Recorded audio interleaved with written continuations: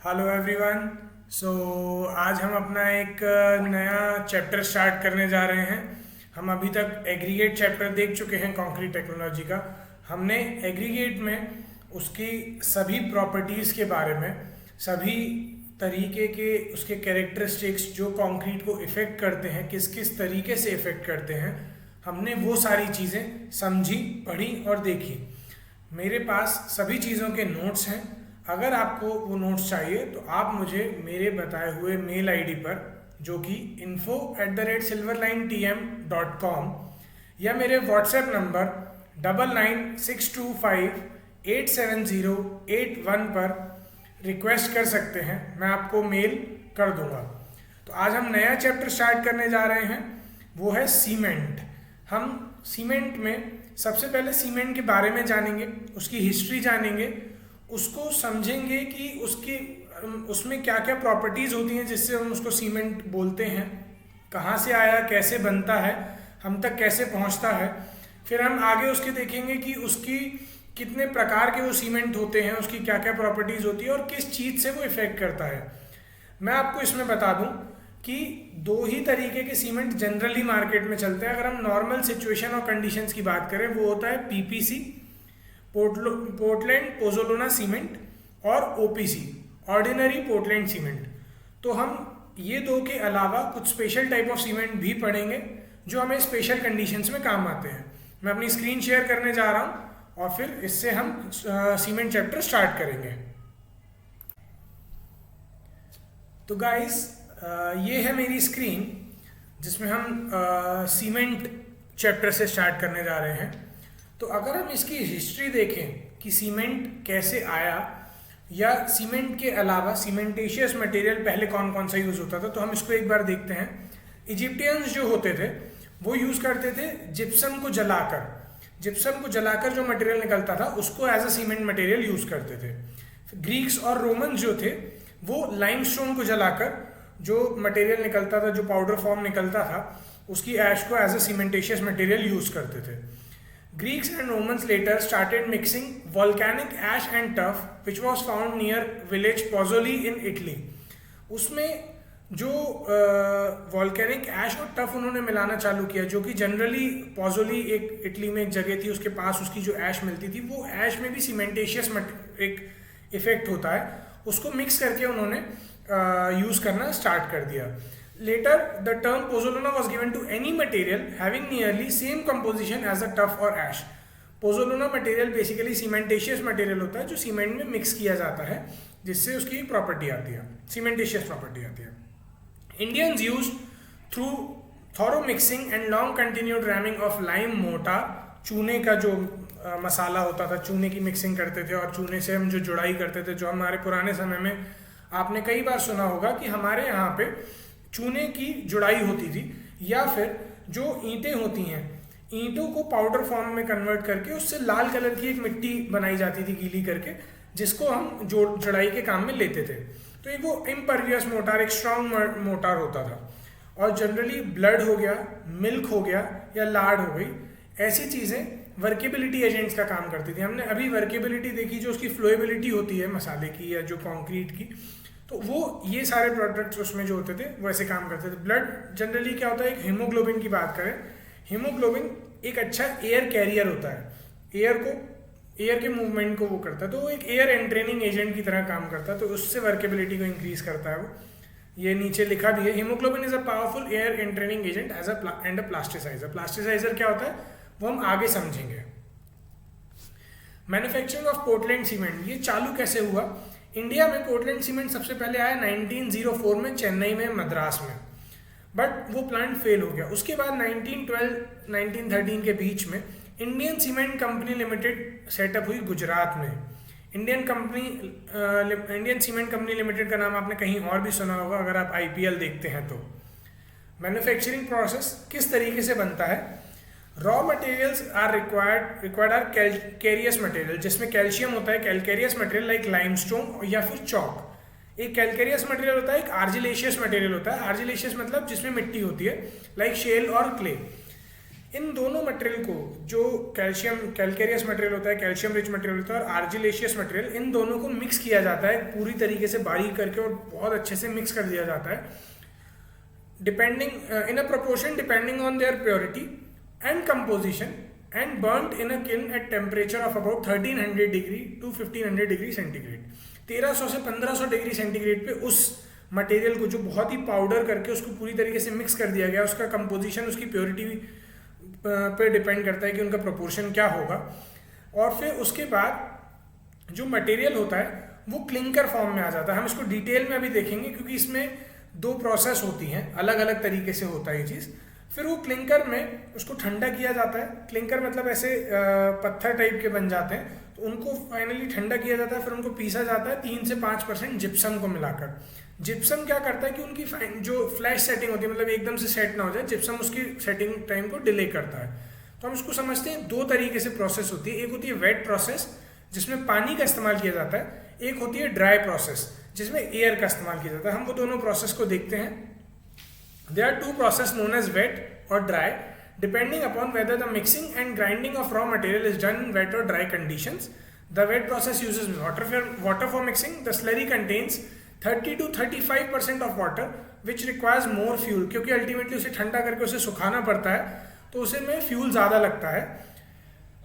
Whereas in dry process, mixing of dry material is done using compressed air, और compressed air से उसको ultimately हम लोग करते हैं, तो उसमें फ्यूल कम लगता है as the material is already in dry state, क्योंकि वो ड्राई स्टेट में होता है। अब हम वेट प्रोसेस को समझते हैं। इसको बहुत बारीकी से सुनिएगा, मैंने इसलिए लिखा ही पॉइंट वाइज है। आप इसी को पढ़ेंगे तो आपको पूरी प्रोसेस इमेजिन करके समझ में आ जाएगी। The limestone brought from the quarries are crushed to smaller fragments. जब हम क्रशर से, जैसे हमने एग्रीगेट बनाते हैं, इसी तरीके से हम लाइमस्टोन उसके क्वायरी से लेकर आते हैं, उसको क्रश करते हैं छोटे छोटे पत्थरों में। Then it is taken to ball और tube mill to mix with clay और shale and ground to a fine consistency of slurry with addition of water. अब इसको क्या होता है, एक या तो बॉल जैसी या ट्यूब जैसी एक बॉल मिक्स होती है जिसमें इसको ग्राइंडिंग होती है इसकी। तो इसमें क्या होता है, क्ले जो आर्जिलेशियस मटेरियल और लाइमस्टोन जो कैलकेरियस मटेरियल है, इन दोनों को डाल दिया जाता है और वहाँ पे उसको घुमाया जाता है चक्की की तरह। तो ये चक्की की तरह घूमने से पूरी तरीके से बारीक हो जाती है और आपस में पूरी तरीके से घुल मिल जाती है, मिक्स हो जाती है। इसी में 30 से 35%, 30 to 35% वाटर मिक्स किया जाता है बाय वेट, और इसको एक पूरा स्लरी जैसा बना दिया जाता है, पूरी फाइन स्लरी होती है। Slurry is a liquid of creamy consistency with 30 to 35% of water and particle of size Indian standard C9 held in suspension. तो उसमें जो particle size Indian standard size के हिसाब से 9 नंबर जो C होती है, उसके जो पार्टिकल होते हैं वो सस्पेंशन में होते हैं। The slurry is then pump to slurry tanks. उस स्लरी को वहाँ से निकाला, स्लरी टैंक्स में गया और वहाँ पे एजिटेटेड कंडीशन में रखा जाता है, मतलब उसको कंटिन्यू ऐसे घुमाते रहते हैं ताकि उसका सेटलमेंट ना हो उस स्लरी को। तो उस स्लरी को लगातार घुमाते रहते हैं वहाँ पे agitated condition by rotating arms with chain और by blowing compressed air from the bottom to prevent settling of limestones and clay particles. या तो उसको ऐसे घुमाते रहते हैं या उसके नीचे से एयर निकलती रहती है ताकि उसको वो बुलबुले उठते रहते हैं और वो कंटिन्यू मिक्स रहता है, वो कभी भी उसमें सेटलमेंट नहीं होता पार्टिकल्स का। The composition of slurry is tested to give required chemical composition and corrected if required by blending slurry from different storage tanks. अब उसको स्लरी को चेक किया जाता है कि उसमें जो कंपोजिशन रिक्वायर्ड है वो करेक्ट है कि नहीं है। अगर नहीं होता तो बाजू के टैंक से उसमें जो भी कमी होती है उसको मिक्स कर दिया जाता है। Finally, the corrected slurry is kept in final storage tank and keeps agitating for maintaining homogeneous condition. उसको कंटिन्यू घुमाते रहते हैं ताकि उसमें किसी भी पार्टिकल का कभी भी सेटलमेंट ना हो। The corrected slurry is sprayed on the upper end of a rotary kiln against hot heavy hanging chains. क्या होता है, एक बहुत ऐसे बड़ा सा ऐसे रोटरी किल्न होता है जो घूमता रहता है, ऐसे बहुत धीमी स्पीड में घूमता है, उसकी स्पीड एक फिक्स होती है, ऊपर से उस पर चेन लटकी होती है। वो स्लरी वो चेन के थ्रू उसमें उसके ऊपर गिराई जाती है। उस किल्न जब वो घूम रहा होता है उसके नीचे एक भट्टी लगी होती है जो बहुत गर्म होती है, जो जनरली कोल ऑयल या नेचुरल गैस से जल रही होती है। अब क्या होता है, जब वो स्लरी नीचे से टपक रही होती है चेन के through, hot heavy hanging chains होती हैं उसके थ्रू ऐसे आती है, वो किल्न के ऊपर गिरती है और वो घूमते घूमते इतना गर्म हो चुका होता है कि वो पूरी तरीके से जो मटेरियल होता है, जो अपनी हमारी स्लरी होती है, वो सूख के पत्थर जैसी होने लग जाती है। फिर क्या होता है कि जब ऐसे घूम रही है तो वो जो पत्थर जैसा मटेरियल किल्न पे रखा हुआ है वो वापस ऐसे घूमा, नीचे गया, जब वो नीचे गया तो उसको मैक्सिमम टेम्परेचर मिला उसका, तो वो पूरी तरीके से क्लिंकर के फॉर्म में आ जाती है। हम उसको समझते हैं कि क्या होता है। The rotary kiln is a thick steel cylinder होता है thick steel of diameter 3 to 8 metres and length 30 to 200 metres, मतलब बहुत लंबा, 30 मीटर से मतलब यानी कि 100 फुट से 200 मीटर इतना लंबा सिलेंडर होता है, जो 3 to मतलब 10 फुट से लेके 8 मीटर यानी कि 25 फुट 30 फुट तक 25 फुट का डायमीटर होता है उसका। It is lined with refractory material यानी कि जो बहुत ज़्यादा गर्म होता है, जो ब्रिक्स होती है ना, जो जिससे वो खराब नहीं होता है, हाई टेम्परेचर जो ब्रिक्स उसको यूज करती है। माउंटेड ऑन रोलर बियरिंग्स, और उसमें नीचे रोलर बियरिंग्स लगे होते हैं जिससे वो घूमता रहता है। And capable of rotating about its own axis at a specific speed, और वो इस तरीके से घूमता रहता है। नीचे रोलर लगे हुए हैं, रोलर उसके वो लगे हैं जिसके बेसिस पे वो घूम रहा है ऐसे ऐसे ऐसे ऐसे।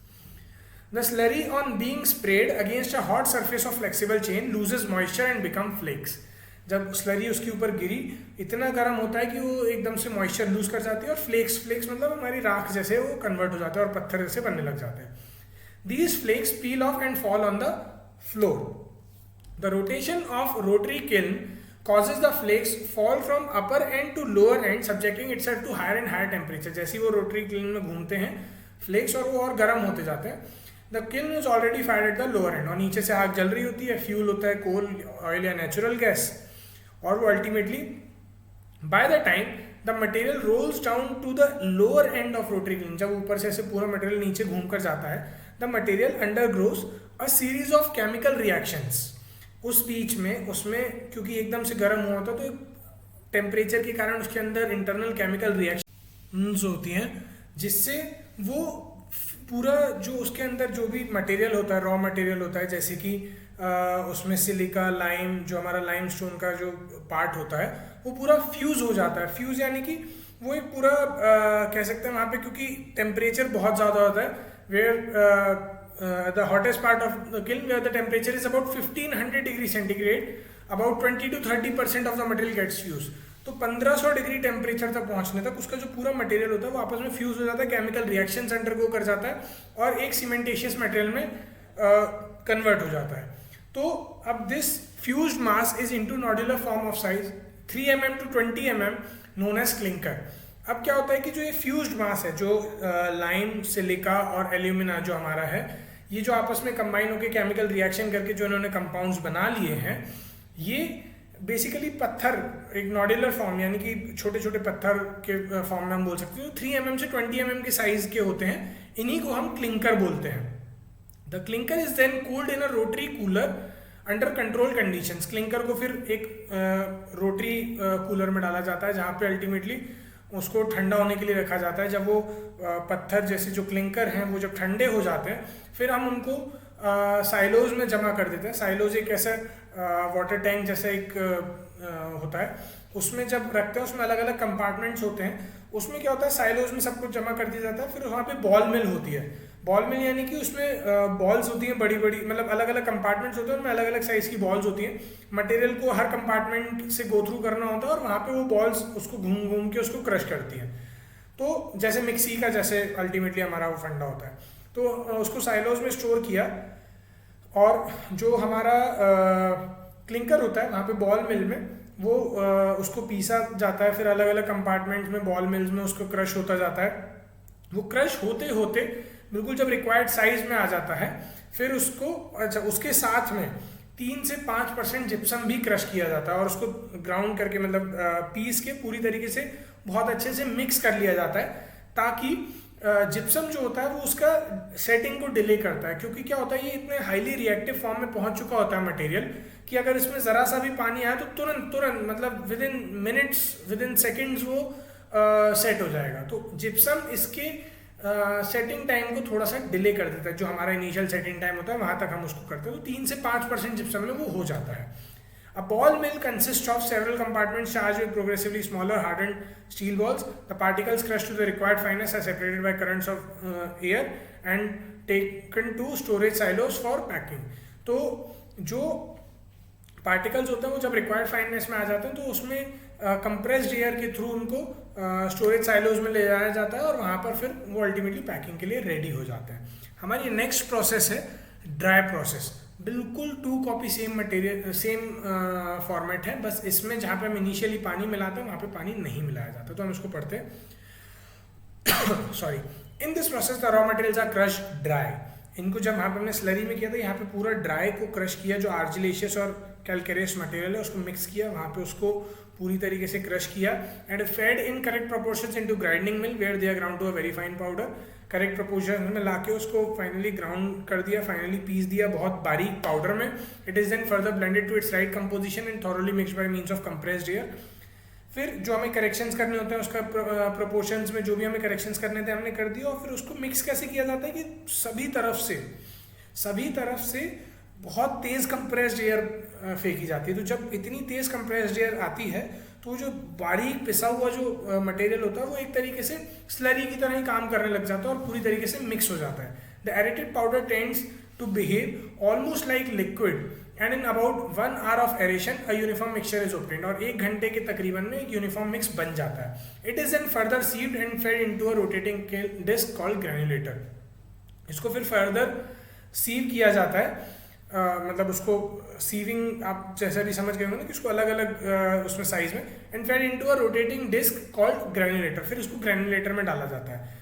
वहाँ पर ग्रैन्युलेटर में इसमें 12% बाय वेट पानी मिक्स किया जाता है ताकि वो पैलेट्स में बन जाए। पैलेट्स इन द सेंस मतलब जब हम आपने देखा होगा कि जब हम आटे में, जब हमारा सूखा आटा होता है उसमें थोड़ा सा पानी डालते हैं तो वो एक अजीब सा पैलेट जैसे बन जाते हैं उसमें छोटे छोटे, तो पैलेट्स के फॉर्म में आ जाए। This permits air flow for exchange of heat for further chemical reactions and conversion of the same into clinker further in rotary clean. तो जब उसमें क्या थोड़ा सा जब मॉइस्चर आ जाता है तो उसको सेम तरीके से उसमें रोटरी क्लिन जो होती है हमारी जो हीट हो रही होती है उसमें गिराया जाता है। वहाँ पे वो गिरता है, अल्टीमेटली टेम्परेचर के कारण से वो अपना मॉइस्चर लूज करता है और फिर वो फ्लेक्स में कन्वर्ट हो जाता है और पूरी प्रोसेस सेम चलती है। The equipments used are quite smaller and the process is very economical. तो ये अल्टीमेटली बहुत इकोनॉमिकल होता है क्योंकि इसमें बहुत सारे जो बीच की प्रोसेस है पानी की वजह से फ्यूल वगैरह सब बच जाता है। The cooling rate of clinker influence the strength properties of cement. जो कूलिंग रेट होता है हमारे क्लिंकर का वो अल्टीमेटली इन्फ्लुएंस करता है हमारी प्रॉपर्टीज ऑफ सीमेंट को। तो गाइज आज इतना ही, ये हमने अभी देखा हमारा सीमेंट। अब हम आगे सीमेंट के बारे में समझेंगे, पढ़ेंगे। आप अपनी प्लीज़ फीडबैक दीजिए, मुझे कमेंट में लिखिए, मुझे बताइए कि आप मुझसे क्या एक्सपेक्ट करते हैं। मैं हर रोज़ इम्प्रूव करने की कोशिश कर रहा हूँ, आपके लिए मटेरियल तैयार कर रहा हूँ। तो आज के लिए इतना ही। Thank you so much, thank you for your support. Keep supporting, keep liking, keep sharing, keep commenting. Thank you guys.